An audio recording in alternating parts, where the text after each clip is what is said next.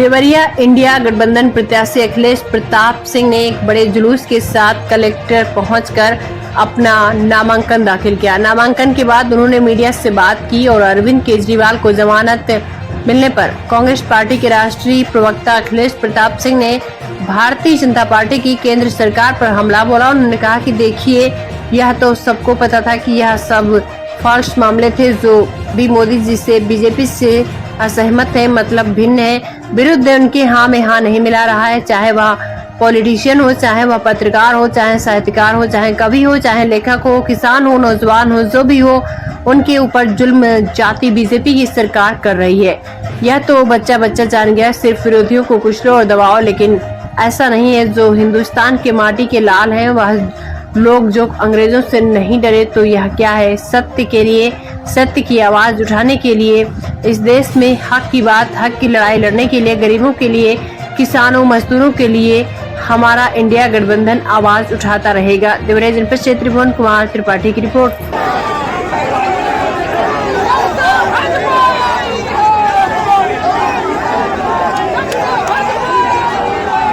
नामांकन करने के लिए जा रहे हैं कलेक्ट्रेट परिसर में। उनके साथ समाज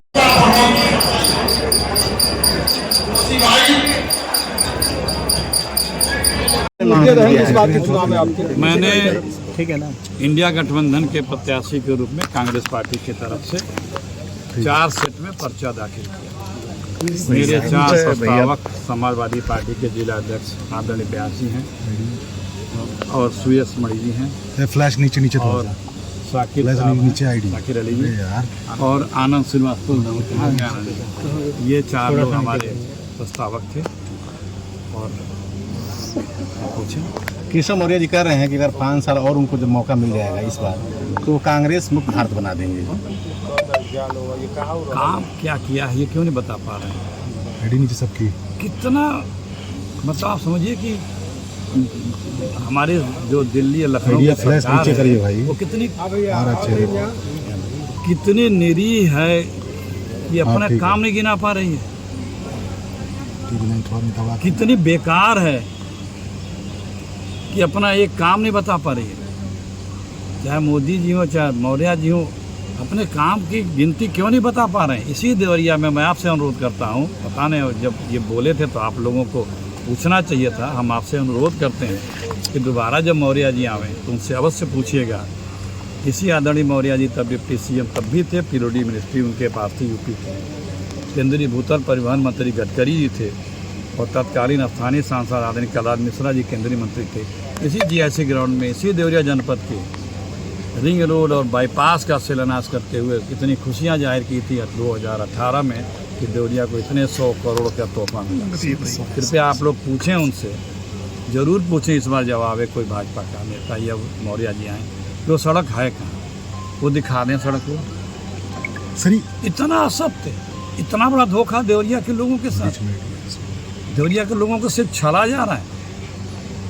वो चीनी मिलें चली क्यों नहीं? 10 साल और 8 साल प्रदेश सरकार क्यों नहीं जा रहे हैं? जिसके लिए लखनऊ दिल्ली की सरकारों ने बीजेपी के बोला था कि 3 चीनी मिलें 3 महीने में चलवा दूंगा। वो अंडरपास बने क्यों नहीं? ट्रैफिक जाम के लिए फ्लाईओवर बने क्यों नहीं? ये जवाब नहीं दे पा रहे।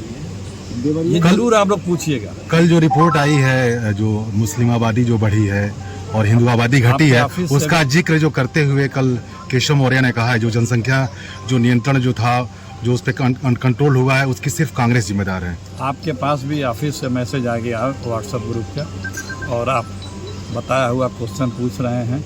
कहाँ रिपोर्ट है? काम बतावे ना मौर्य जी, काम नहीं बता पाएगा कोई। उनका कहना है कि कांग्रेस जिम्मेदार है। मंत्री वो हैं, उप मुख्यमंत्री ये हैं, और आप लोग सुन लिए कांग्रेस जिम्मेदार है। गजब का भाई बात। मुख्यमंत्री मंत्री वो हैं, उनके विभाग की सड़क जिसका शिलान्यास कर रहे हैं बनी नहीं, और कांग्रेस जिम्मेदार है। बहुत ही सबसे पहले देवरिया का सम्मान बढ़ाने की बात है, और उसके बाद हमारा यहाँ इंफ्रास्ट्रक्चर का डेवलपमेंट करना है। और 2 तरह के प्लान हैं हमारे देवरिया में।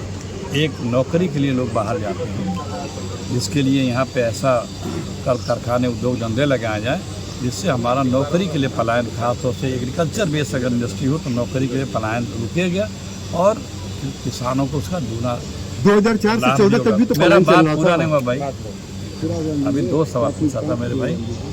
और दूसरा मेरा है कि शिक्षा का पलायन, हमारे देवरिया के बच्चे उच्च शिक्षा के लिए कोई बेंगलोर जाता है, कोई दिल्ली जाता है, कोई इलाहाबाद जाता है, कोई और दूर जाता है। ऐसे शिक्षण संस्थाएं, उच्चीकृत शिक्षण संस्थाएं यहाँ पे आनी चाहिए, जिससे हमारे पूर्वांचल के देवरिया के बच्चे यहीं अच्छे शिक्षा पा सकें और यहीं से उनका अच्छा प्लेसमेंट हो सके। जी आप पूछ रहे थे 2004 से 14 तक भी तो पलायन था।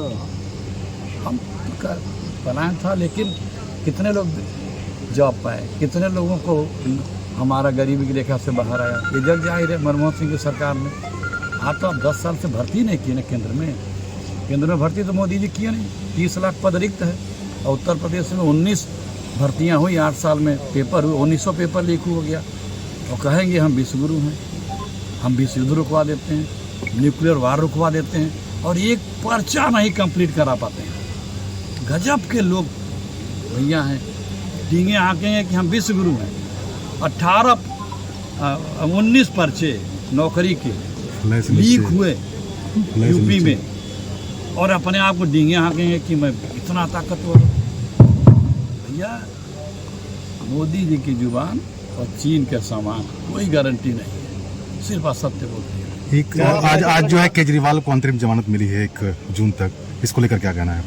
देखिए ये तो सबको पता था कि ये सब फाल्स मामले थे। जो भी मोदी जी से बीजेपी से असहमत है, मत भिन्न है, विरुद्ध है, उसके उनके हाँ में हाँ नहीं मिला रहा है, चाहे वो पॉलिटिशियन हो, चाहे वो पत्रकार हो, चाहे साहित्यकार हो, चाहे कवि हो, चाहे लेखक हो, चाहे किसान हो, चाहे नौजवान हो, चाहे पहलवान हो, जो भी हो, उनके ऊपर जुल्म जाती बीजेपी की सरकार करती है।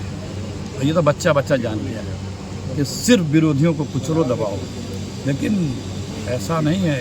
जो ये हिंदुस्तान के वो माटी के लाल हैं इस देश के लोग, कि जो अंग्रेज़ों से नहीं डरे, तो ये क्या है? सत्य के लिए, सत्य की आवाज़ उठाने के लिए और इस देश में हक की बात, हक की लड़ाई लड़ने के लिए, गरीबों के लिए, किसानों के लिए, मजदूरों के लिए। ये जो हमारा इंडिया गठबंधन है, ये डरने दबने वाला नहीं, उठाता रहेगा। उनका कहना है कि इसमें कोई प्रधानमंत्री नहीं है, सब लोग प्रधानमंत्री बन गए हैं, हमारे यहाँ प्रधानमंत्री का चेहरा है। हम तो अभी 20 प्रधानमंत्री का मटेरियल बता देंगे कि इनमें वो योग्यता है। अब बीजेपी एक बता दी, दूसरा नाम हमारे यहाँ जितने भी छत्रप हैं, वो उसके जो नेता हैं, वो हमारे आदरणीय प्रधानमंत्री से कई गुना ज़्यादा योग्य, काबिल, सक्षम, कर्मठ, विश्वसनीय है। तो क्या आपको लगता है कि सत्ता परिवर्तन